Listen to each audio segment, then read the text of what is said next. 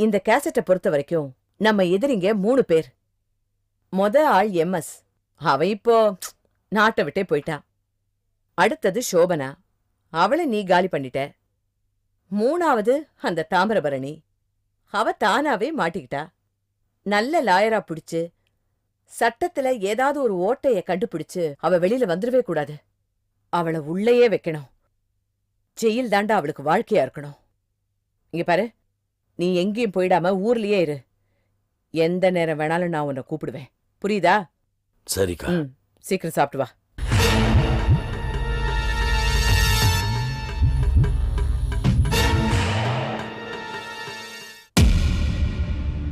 Sir, சொல்லுமா. இன்ஸ்பெக்டரை பார்க்கணும். அதோ இருக்காரு, போய் பாருங்க.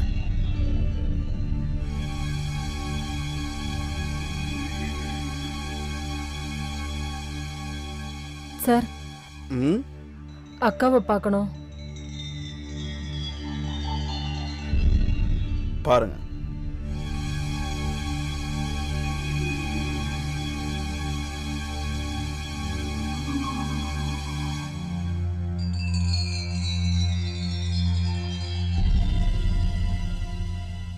அக்கா,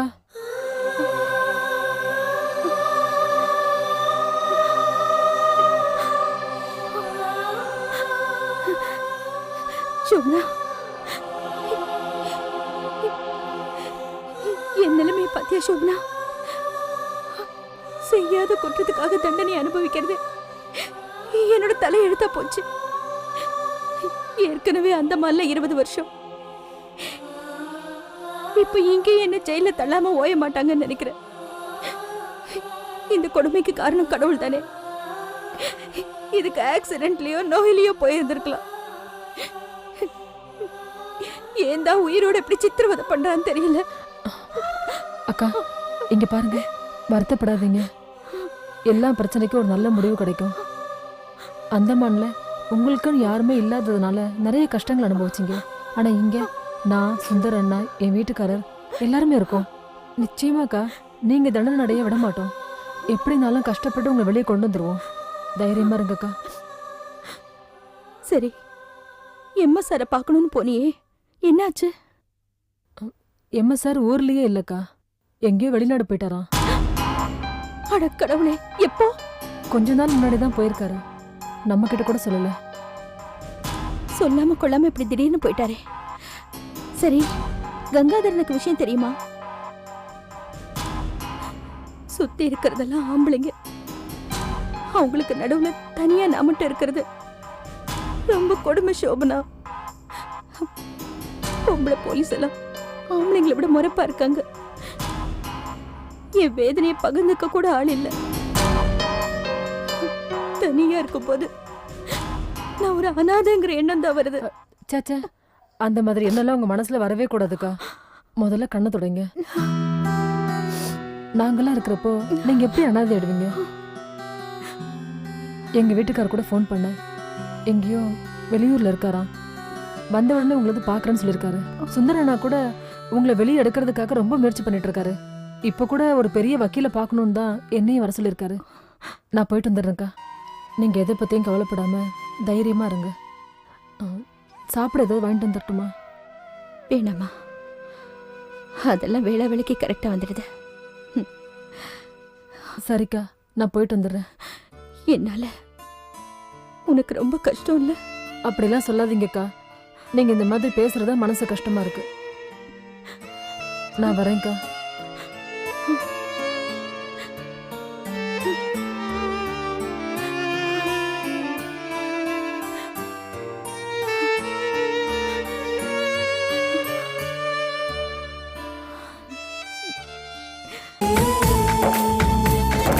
பந்தம் பந்தம்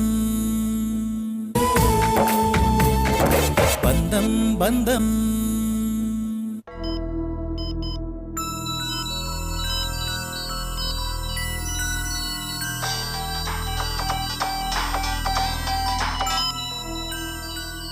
மேடம், நான் கந்தன் பேசுறேன். சொல்லுங்க கந்தன், என்ன நடக்குது ஸ்டேஷன்ல?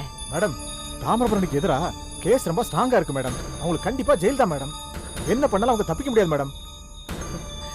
சரி, அவளை சந்திக்க யாராவது வந்துட்டு போனாங்களா? ஆமா மேடம், கொஞ்ச நேரத்துக்கு முன்னால தான் ஒரு பொம்பளை வந்தாங்க. அதை சொல்றதுக்கு தான் உங்களுக்கு ஃபோன் பண்ணேன். பொம்பளையா? அவ பேர் என்ன? அது தெரியலையேம்மா. வயசு என்ன இருக்கும்? வயசு அவங்களுக்கு ஒரு 30-35 இருக்கும்மா. 30.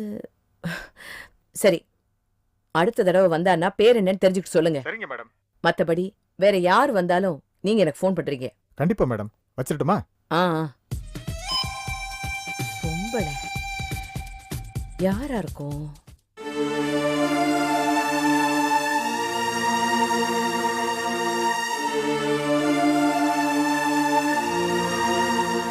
மிதிலா,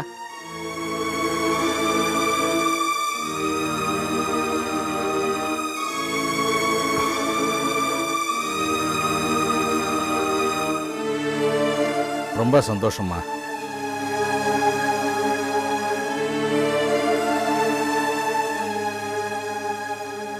பெத்த தாய் தகப்பன எந்த பிள்ளைகளுமே மதிக்காத இந்த காலத்துல நீ இப்படி தினமும் உங்க அப்பா படத்துக்கு மாலை போட்டு அவருக்கு மரியாதை பண்றதை பார்க்கும்போது என் மனசுக்கு ரொம்ப சந்தோஷமா இருக்குமா. விவரம் தெரியறதுக்கு முன்னால பார்த்த அப்பாவை தெய்வமா மதிக்கிற நீ இப்போ உன் கண்ணு முன்னாலேயே இருக்கிற உங்க அம்மாவை நீ இப்படி வெறுத்து ஒதுக்கிறத பார்க்கும்போது தான் என் மனசுக்கு ரொம்ப சங்கடமா இருக்கு.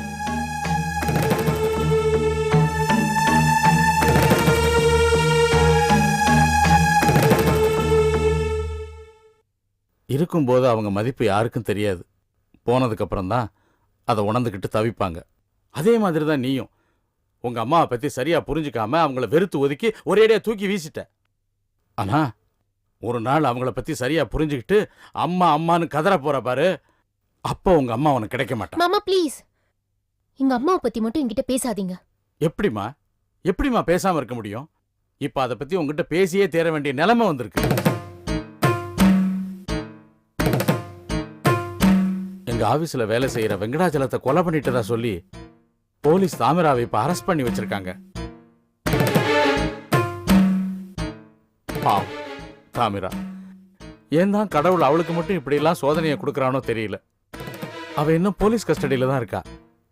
இந்த மாதிரி நேரத்துல நீ அவளை வந்து பார்த்து 2 வார்த்தை பேசினா அவ மனசுக்கு கொஞ்சம் ஆறுதலா இருக்கும் இல்லையா? என்ன மாமா உளறீங்க? ஒரு கொலைகாரியை போய் நான் இதுக்கு ஜெயில வந்து பார்க்கணும்? என்னம்மா இப்படி பேசுற? அவ உங்க அம்மாமா. தாமிரா இந்த கொலையை பண்ணிருப்பா அப்படி நீ நம்புறியா? நிச்சயமா நம்புறேன். ஏற்கனவே ஒரு கொலையை செஞ்சு பழகினவ தானே அவ. இது ஒண்ணு அவளுக்கு புதுசு இல்லையே. எங்க அப்பாவுக்கு ஒண்ணு ராட்சசி, இப்போ ப்ரொஃபஷனல் கில்லராவே மாறிட்டா போல இருக்கு. இனிமே ஆயுசுக்கும் அவ முகத்திலே முழிக்க கூடாதுன்னு நினைச்சிட்டு இருக்கேன். அந்த கொலைகாரிக்கு உதவி செய்யறதா நினைச்சுக்கிட்டு திரும்ப திரும்ப வந்து என்ன தொந்தரவு பண்ணாதீங்க மாமா. ப்ளீஸ் புரிஞ்சுக்கோங்க.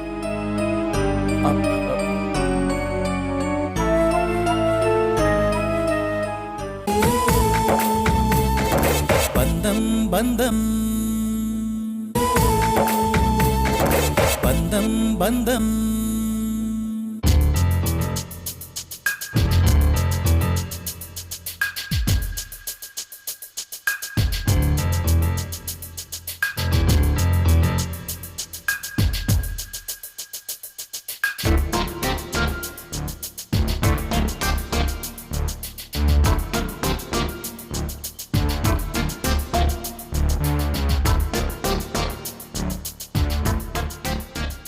சொல்றதெல்லாம் கேட்டா இது நல்ல விஷயமா தான் தெரியுது.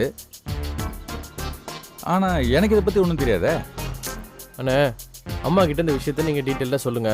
அவங்க இதை டெக்னிக்கலா பேசி ஹேண்டில் பண்ணி இந்த டீல் எப்படியாச்சும் முடிச்சிருவாங்க. நீங்க தானே எடுத்து சொல்லணும். இது ஒரு நல்ல ஆஃபர்ண்ணே.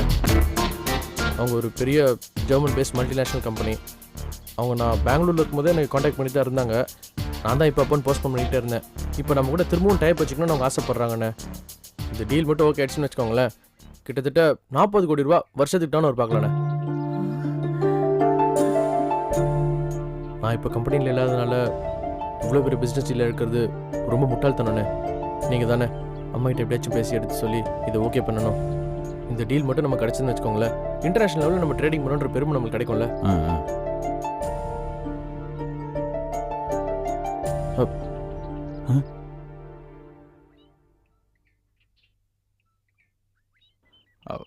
அம்மா அது வந்துமா நான் சாப்பிட்டுட்டு நடந்துட்டு இருந்தம்மா, அப்போ செல்வா பார்த்து நின்று பேசிட்டு இருந்தம்மா. நாளையில இருந்து அவன் ஆபீஸ்க்கு வர சொல்லு. அம்மா என்னம்மா நிஜமா சொல்றீங்க? நிஜமா தாண்டா சொல்றேன். மார்க்கெட்டிங் சைட பாத்துக்க சொல்லு. காலையில அவனை வர சொல்லு. சந்தோஷமா சொல்லிடுறேம்மா. இது பாரு, திரும்பவும் கூப்பிடுறதுனால நான் என்னமோ மனசு மாறிட்டேன்னு அவன் நினைச்சுக்க போறான். ஒரு எம்டியோட பிள்ளைய நான் அவனை கூப்பிடல, திறமையான ஸ்டாஃப்ங்கிறதுனால தான் கூப்பிடுறேன். ஞாபகத்துல வச்சுக்க சொல்லு. என்னன்னு நீ ஏண்டா? ஒன்றும் இல்லைம்மா, கண்டிப்பா வந்துடுறேன்னு சொல்றான். வேற ஒன்றும் இல்லை, நீங்க போங்க.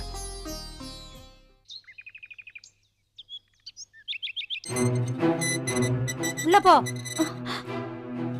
கர உன்கிட்ட இருந்து உண்மையை வர வைக்கிறதுக்காக லேடி எஸ்ஐ சொன்னா மேடம் வராங்க. என்ன ஒழுங்கா உண்மையை ஒத்துக்கிட்டேன்னா உடம்பும் நோக்காம மனசும் நோக்காம கோர்ட்டுக்கு போலாம். இல்லைன்னா ரொம்ப கஷ்டப்படுவேன். அவங்க ரொம்ப மோசமானவங்க. என்ன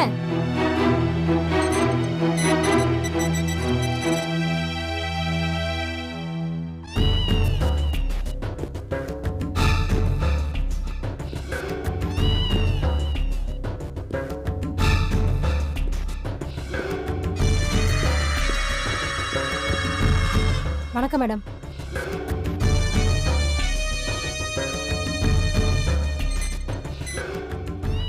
ஏய், நீதான் தாமிராவா? பார்த்த பசு மாதிரி இருக்க. ஒரு ஆம்பளைய கொலை பண்ணிருக்கியா? இல்ல, நான் கொலை பண்ணல. ஏய், சரி, நீ கொலை பண்ணல, நான் நம்புறேன். அப்போ 20 வருஷத்துக்கு முன்னாடி அந்தமான்ல உன் புருஷனை கொலை பண்ணல, அத ஒத்துக்கோ. நான் கொலை பண்ணல. நீ அழுத்தக்காரின்னு சொன்னாங்க, ஆனா என்ன பத்தி சொல்லிருப்பாங்கல்ல, நான் ரொம்ப மோசமானவ, நான் ஒரு பொம்பளை ஹிட்லர். அதனால ஒழுங்கு மரியாதையா செஞ்ச கொலைய ஒத்துக்கோ. டார்ச்சரும் கம்மியாயிடும், தண்டனையும் குறைஞ்சிரும். நல்லா யோசிச்சு பாரு. இல்ல, யோசிக்கிறதுக்கு எதுவுமே இல்ல. உண்மையா நான் எந்த தப்பும் பண்ணாதப்போ நான் எதுக்கு பயப்படணும்? ஓ, அவ்வளவு பெரிய தைரியசாலியா நீ? வெங்கடாச்சலத்தை கொலை பண்ண இடத்துல கிடந்த பாட்டில்ல உன் கைரேகை இருக்கு. போதா குறைக்கு வெங்கடாச்சலத்தோட டெட் பாடியிலும் உன் கைரேகை இருக்கு. கொலை நடந்த இடத்துல ரத்தக்கரையோட நீ வெளியே வந்ததா ஆட்டோக்காரனும் சாட்சி சொல்லியிருக்கான். அதனால ஒழுங்கு மரியாதையா நீதான் கொலை பண்ணன்னு ஒத்துக்கோ. அப்படி கொலை பண்ணியிருந்தா அந்த கொலையை எதுக்காக பண்ணன்னு எங்களுக்கு தெரியணும். பணத்துக்காக கொலை பண்ணியிருந்தா அந்த பணத்தை இப்ப எங்க வச்சிருக்க? எத்தனை தடவை தான் சொல்றது, நான் வெங்கடாச்சலத்தை கொலை பண்ணல. நான் ஒரு பணத்தையே எடுக்கல. தயவு செஞ்சு நான் சொல்றத நம்புங்க. என்னடி நம்ப சொல்ற? எந்திரடி, எந்திரடி, சொல்லடி. ஏய், போய் எத்தனை தடவை சொன்னாலும் உண்மையாகாது. பணத்தையும் திருடலன்ற, கொலையும் பண்ணலன்ற, அப்ப எதுக்குடி அங்க போன? சொல்லடி. கேக்குறல, சொல்லடி, எதுக்காக அங்க போன? சொல்லடி.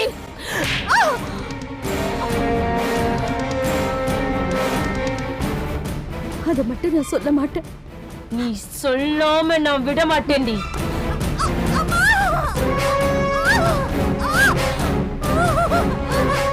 ஏய், எதுக்காக நீ அங்க போன்னு நான் சொல்லட்டுமா? உனக்கும் வெங்கடாச்சலத்துக்கும் கள்ள தொடர்பு இருந்துச்சு, சரியா? ஏய், என்னடி பத்தினி மாதிரி காத பொத்துற? புருஷனுக்கு துரோகம் பண்றதும் கள்ள தொடர்பு வச்சுக்கிறது உனக்கு என்ன புதுசா? அந்த மொழ இதானே பண்ணிட்டு இருந்த. அவன் உன்னை கூப்பிடுவான், நீயும் போவ. சம்பவம் நடந்த அன்னைக்கும் அதே மாதிரி போயிருப்ப. அவன் இடத்தை வித்து பொட்டி நிறைய பணத்தை வச்சிருந்ததை பார்த்ததும் உன் புத்தி பேதலிச்சு போயிருக்கோம். அவன் கிட்ட பணம் கேட்டு சண்டை போட்டிருப்ப. அவனும் கொடுக்க மாட்டேன்னு சொல்லியிருப்பான். ஆத்திரத்துல அங்க இருந்த பாட்டில் எடுத்து அவன் தலையில அடிச்சிருப்ப. அவனும் கீழே விழுந்து செத்து போயிருப்பான். அங்க இருந்த பணத்தை எடுத்துட்டு ஓடி வந்திருப்ப. இதானே நடந்தது? சொல்லுடி. இதானடி நிஜம்? இல்ல, அது அத்தனையும் கட்டுக்கதை. நான் அங்க போறதுக்கு முன்னாடியே வெங்கடாச்சலம் தலையில அடிபட்டு சாக கிடந்தாரு. அத பார்த்து பதறி போய் பக்கத்துல போனேன். அங்க ரத்த கரையா இருந்த பாட்டில் எடுத்து தூரம் வச்சுட்டு அவரை தொட்டு பார்த்தேன். அவர் உயிர் போயிருந்தது. நான் அங்கிருந்து பயத்துல ஓடி வந்துட்டேன். இதுதான் நடந்தது. இப்ப சொல்ற பாத்தியோ, இது தாண்டி கட்டுக்கதை. நான் சொன்னது நிஜ கதை. நான் தான் கொலை பண்ணன்னு ஒத்துக்கோ. நான் ஒத்துக்க மாட்டேன். நான் சொன்னதுதான் நிஜம். அப்ப அங்க எதுக்காக போனேன்னு ஏன் நீ சொல்ல மாட்டேன்ற?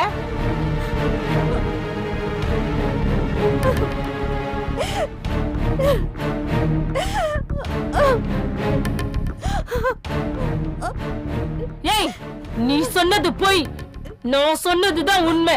ஒத்துக்கிட்டா உடம்பு புண்ணாகாம போகும். இல்ல நரகம் எப்படி இருக்கும் இப்ப நீ பாப்படி. ஒத்துக்கடி. முடியாது. என்ன பண்ணாலும் சரி, நான் செய்யாத தப்ப நான் ஒத்துக்க மாட்டேன். வெங்கடாச்சலத்தை நான் கொல்லல. என்னது, நீ கொல்லலையா? அப்ப யாரடி கொன்னா? ஏன் இப்படி அடி வாங்கி சாகுற? ஒழுங்கா சொல். ஒத்துக்கோ, நீ தானே கொலை பண்ண. நான் ஒத்துக்க மாட்டேன். நான் ஒத்துக்கவே மாட்டேன். இல்லனா உன் கோல் விரல் துண்டார வரைக்கும் விட மாட்டேன்டி. சொல்லுடி, சொல்லு. சொல்ற வரைக்கும் உன்னை விட மாட்டேன்டி. சொல்லுடி. என்னடி நடிக்கிறியா? ஏய்,